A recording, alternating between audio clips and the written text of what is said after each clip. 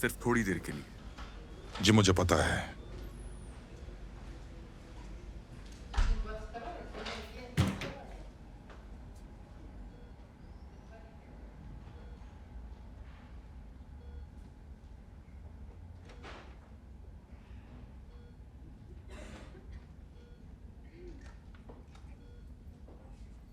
तुम जानती थी ना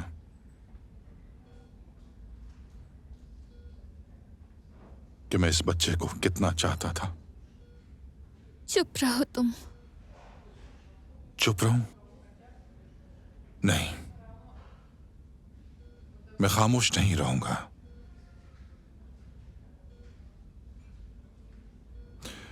कसीनियत, तुम्हारी वजह से मैंने अपना बच्चा खो दिया।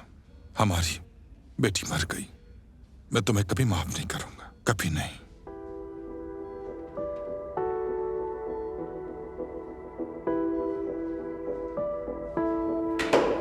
यूरा, मुझे तुमसे मिलकर बात करनी है। मैं आ रहा हूं तुम्हारे पास।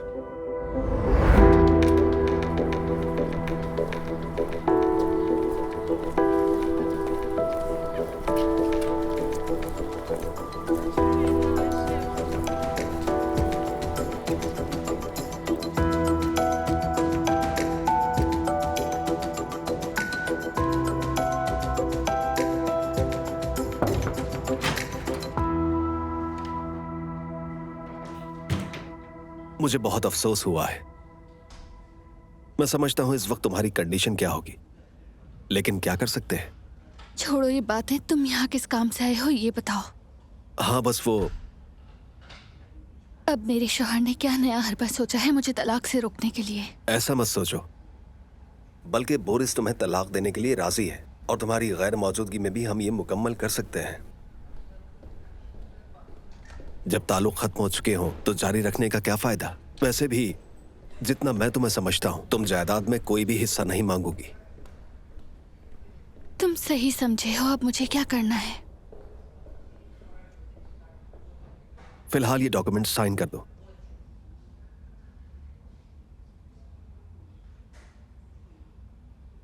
क्या तुम इन्हें पढ़ोगी नहीं? नहीं, जरूरत नहीं है। क्या तुम्हें मालूम है मेरी बेटी कहाँ दफन है? अफसोस के साथ नहीं। इसका इंतजाम बोरिस ने खुद किया था। अपना ख्याल रखना।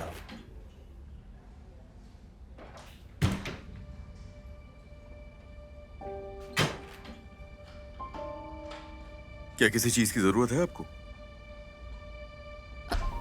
हाँ, मेरे कपड़े ला दे, मैं यहाँ से जा रही हूँ।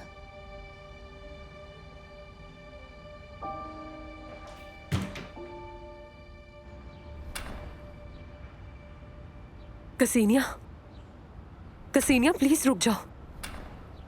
कसीनिया मेरी बात तो सुनो एक दफा। मैं अब किसी की मकरूज नहीं, खास तौर पर गद्दार दोस्तों की। ऐसा मत कहो, किसी ने भी तुम्हें धोखा नहीं दिया है।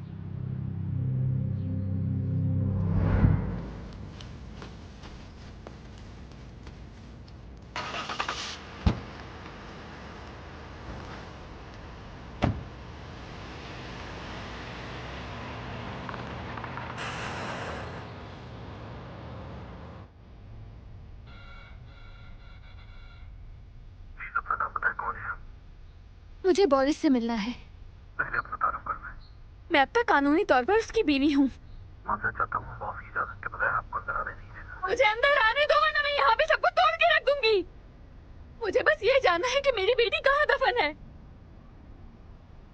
आप बाद में, बॉस इस वक्त घर पर नहीं है।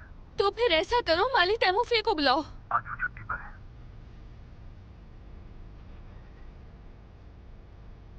दरवाजा खोलो। तुम चाहे पुलिस भी बुला लो, लेकिन मैं यहाँ से हिलने वाली नहीं।